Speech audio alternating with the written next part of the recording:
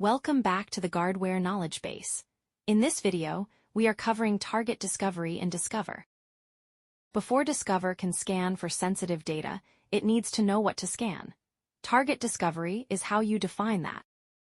There are two types of targets: devices and services. Devices are physical or virtual endpoints on your network, such as workstations, laptops, and file servers, whereas services are cloud-based applications accessed through APIs. This includes Microsoft 365 applications, such as Exchange and SharePoint, and Google Workspace applications, such as Gmail and Google Drive. We will walk through how to set up both. Let us start with devices. In the Management Console, navigate to Discover, then Target Discovery, Devices, then click New Target Discovery. The first field is the Discovery job name. Name it something descriptive so it's easy to identify later. For example, Finance Department Workstations. Next, enter the target IP range.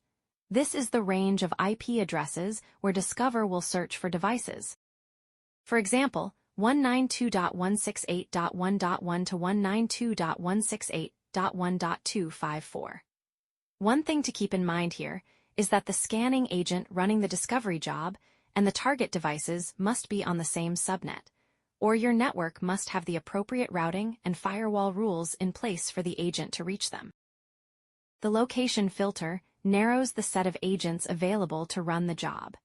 If you have agents deployed across multiple sites, set this to the location that matches where your targets are. Next, select the agent that will perform the target discovery.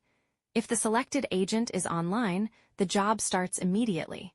If it is offline, the job will wait until the agent comes online before starting.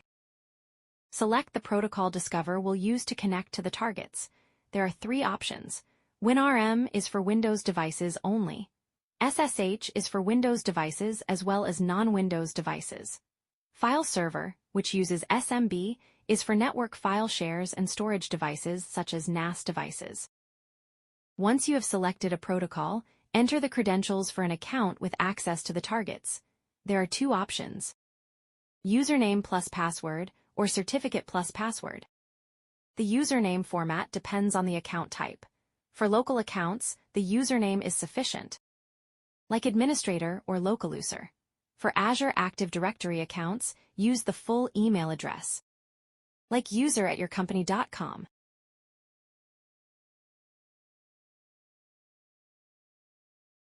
For domain accounts, use the format domain \username and then enter the password.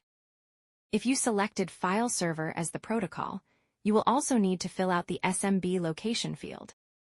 Enter the server name and path to the share or folder.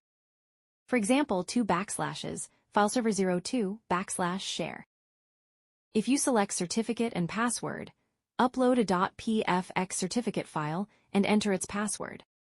The last two fields before saving are connection retry frequency and connection timeout after. Retry frequency controls how often Discover will attempt to reconnect with the target devices if the initial connection fails. Shorter intervals mean faster retries but more network traffic.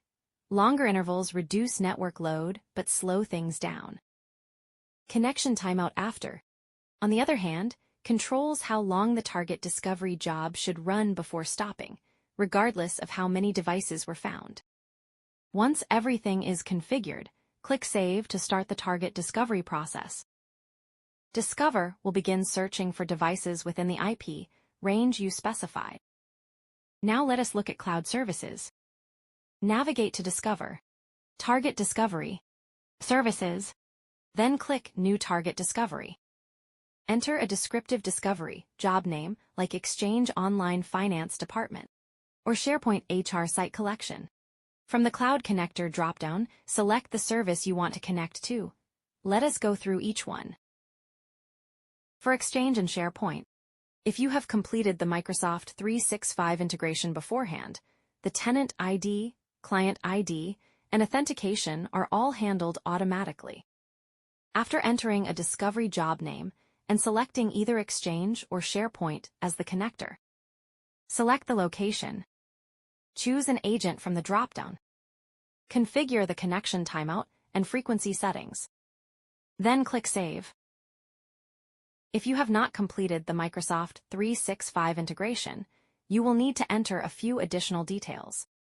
For Exchange, retrieve your tenant ID from Microsoft Entra ID, then Overview, and your client ID from Microsoft Entra ID, App Registrations. Then your registered Exchange application. Enter both values in the corresponding fields. For SharePoint, follow the same process for the tenant ID and client ID. You will also need to fill in the SharePoint organization field. This takes the first part of your SharePoint URL. So if your URL is your organization name.sharepoint.com, enter the organization name. In both cases, you will also need to choose an authentication method between client secret and client certificate. Client secret uses a secret key generated for the registered application in Azure Active Directory. Keep in mind that client secrets expire periodically and must be renewed before they do to avoid losing connectivity. Client certificate requires a .pfx or .cer certificate file registered with your Azure Active Directory application. This is the recommended option, as certificates are harder to intercept than secrets and can be revoked immediately if compromised.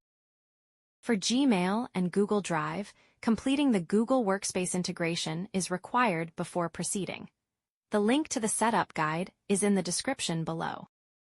Once that is done, come back here and continue. For Gmail, select Gmail from the Cloud Connector dropdown.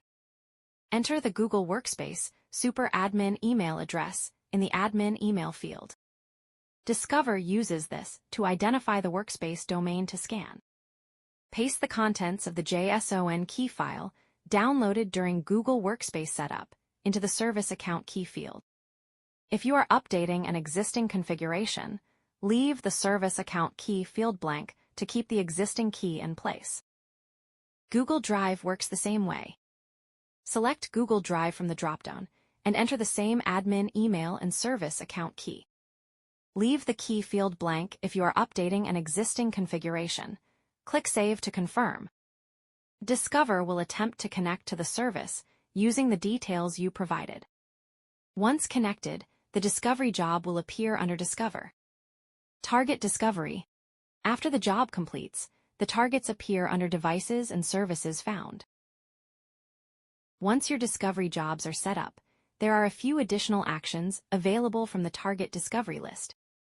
To delete a job, click Delete and then Confirm. This permanently removes the discovery job. To run a target discovery again, on an existing job, click Rediscover. This is useful when devices in the original IP range were offline or temporarily unreachable during the first run. Any newly found targets are added to Devices and Services Found.